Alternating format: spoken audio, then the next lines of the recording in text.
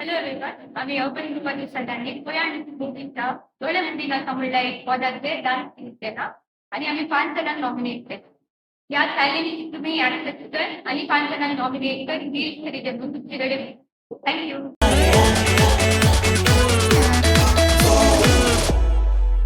डोळे मोडी नका मका पोळे नका पोळेला री तू भुके नका